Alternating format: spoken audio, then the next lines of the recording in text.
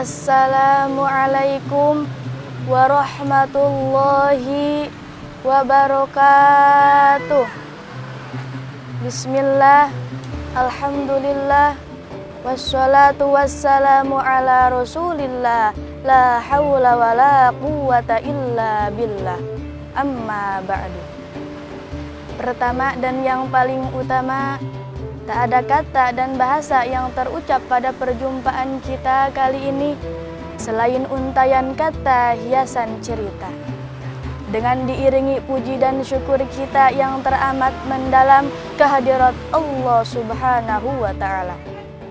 Sholawat bertaburkan salam semoga terlimpah curahkan kepaduka alam, yaitu the best man power central of Islam, yakni Habibana wa Nabiyana wa Maulana Muhammad Sallallahu Alaihi Wasallam.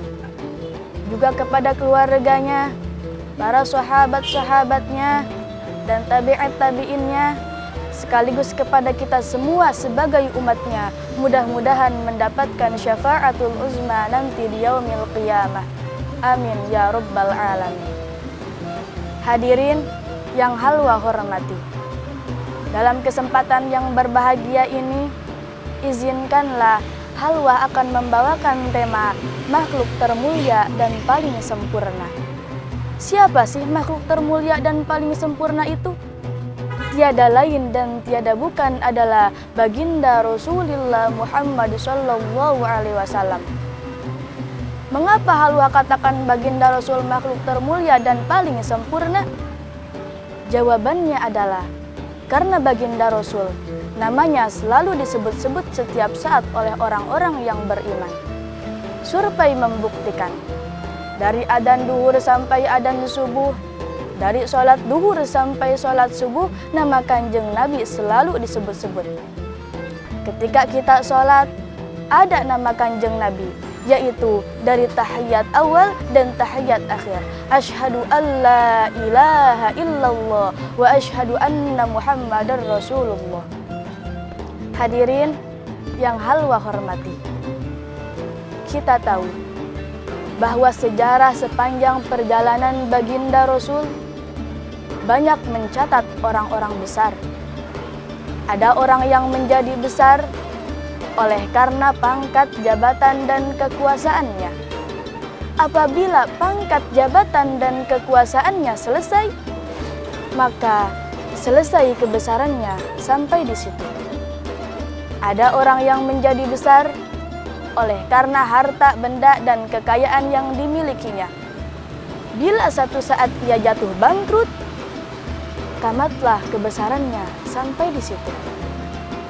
Ada orang yang menjadi besar oleh karena ia dibesar-besarkan dan berusaha setengah mati untuk mencapai kebesarannya tadi. Bila satu saat terjadi pergeseran nilai, masyarakat mencemoohkannya, maka kebesarannya itu pun selesai sampai di situ. Adapun junjungan kita, Kanjeng Nabi besar Muhammad Sallallahu Alaihi Wasallam, beliau besar bukan karena pangkat jabatan dan kekuasaannya. Beliau besar bukan karena harta, benda, dan kekayaan. Pun beliau menjadi besar tidak karena dibesar-besarkan oleh umatnya. Beliau besar karena dibesarkan oleh Allah Subhanahu wa Ta'ala. Satu kali orang dibesarkan oleh Allah, bagaimanapun orang lain mengecilkannya, orang itu akan tetap menjadi besar. Tidak ada seorang penulis pun, baik ia dalam Islam maupun dari luar Islam, jikalau mau bicara dengan jujur yang tidak mengagumi kebesaran pribadi dan martabat baginda Rasul. Itu sebabnya beliau oleh Allah dijadikan figur sebagai contoh bagi kehidupan umat manusia. Sehingga di dalam Al-Quran Allah menyatakan, laqad kana lakum fi Rasulillahi uswatun hasanah. Sungguh telah ada bagi kamu pada diri Rasulullah itu contoh teladan yang sangat baik.